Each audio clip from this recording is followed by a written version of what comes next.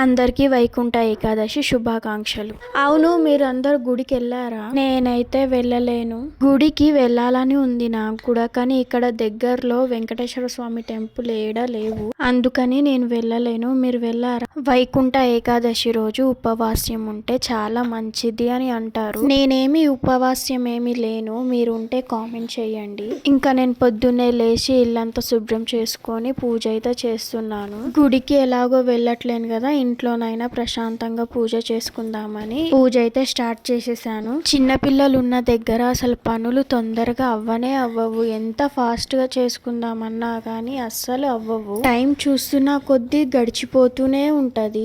ఎప్పుడు లేస్తామో, ఎప్పుడు తింటామో, ఎప్పుడు పడుకుంటామో మనకే తెలీదు. నేను ఎంత ప్రశాంతంగా పూజ చేసుకుందామన్నా కానీ వీడితోని నాకు అస్సలు అవ్వదు.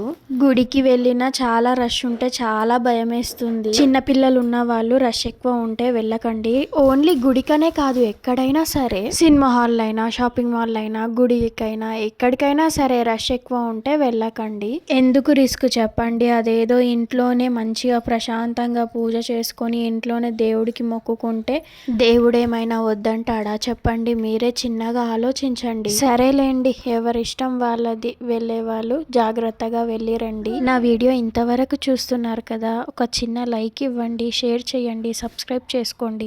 చాలానే మంది చూస్తున్నారు నా వీడియోస్, కానీ ఎవ్వరు సబ్స్క్రైబ్ చేసుకోవట్లేదు. ప్లీజ్ సబ్స్క్రైబ్ చేసుకోండి. ఇంకా మంచి మంచి వీడియోస్తో మీ ముందుంటా.